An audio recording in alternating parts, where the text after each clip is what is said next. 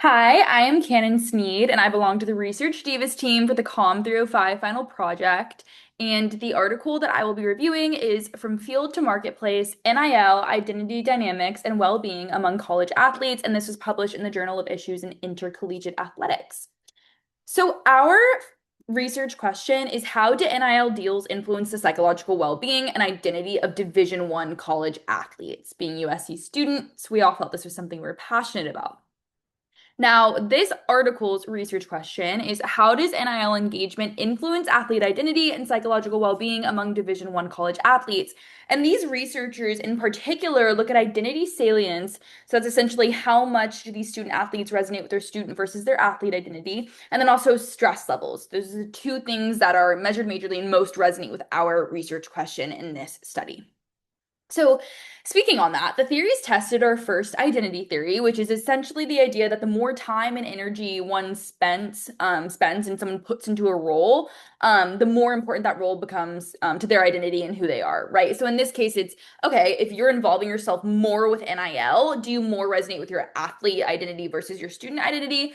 That type of idea, which then leads us into the identity conflict theory, which is essentially the tension that two identities might feel when they clash on values or beliefs. So in this case, it's the student versus the athlete identity. As we know, that's something that's very recurrent when it comes to student athletes, as it's very hard to balance both.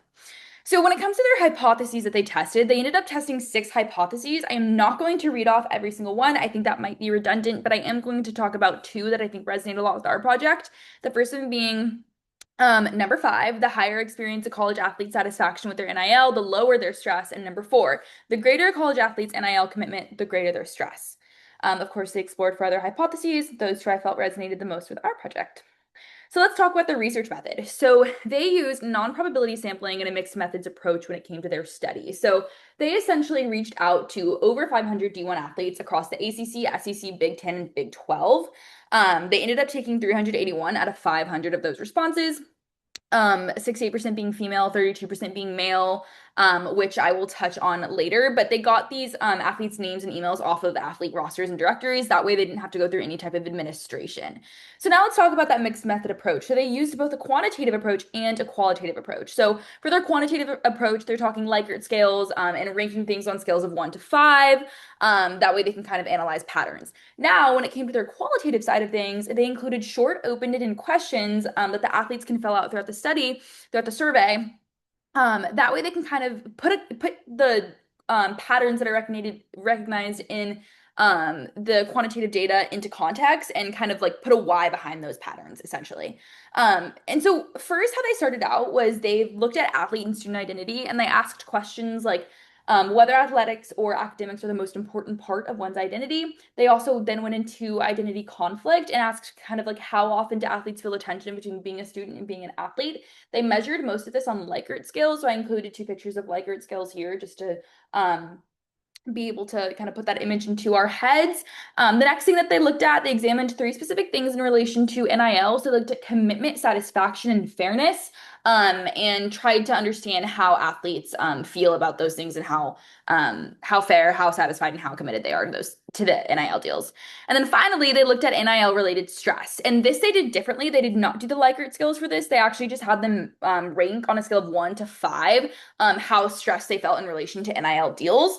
That obviously very much resonates with our question, and they did that one a little bit differently because they're trying to focus on that. So then from that, what they did is they used multiple linear regression to analyze patterns within the quantitative data. That way they can control for factors like GPA, gender, and level of involvement, and also sport, while also looking at things like commitment or satisfaction and how that relates to identity. That way they can balance, they can factor all of these different circumstances in. And then for the qualitative analysis, what they did was open coding to just recognize patterns within those responses. That way, then when they look at their quantitative analysis, they can put a why behind those patterns. So overall, they did a non-probability sampling approach with a mixed methods approach using both qualitative and quantitative, which I think is great for a survey type of data. And then they used multiple linear regression and open coding. So what did they find?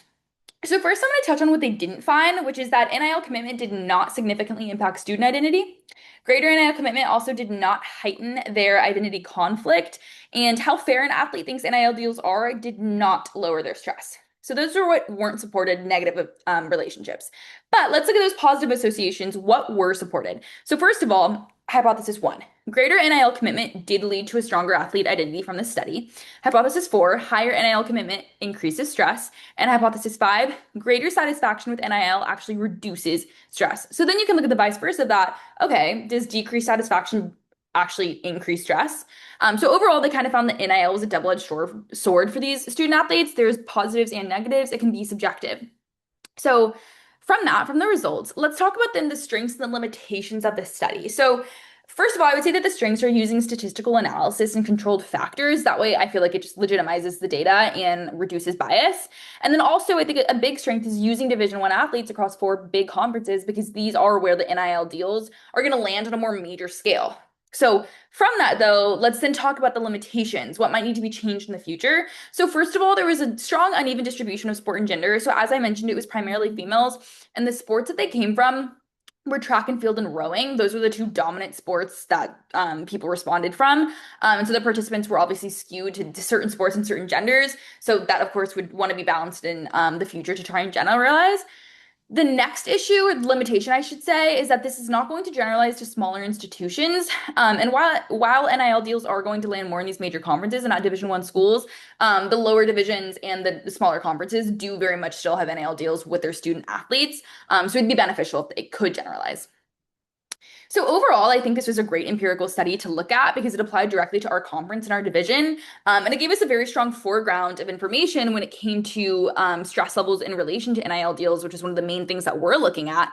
Obviously, with us trying to figure out how this is impacting student athletes, this is a very beneficial study and definitely gives us a good amount of knowledge going into looking at future research articles in different studies. Here's that APA citation, and thank you so much for listening.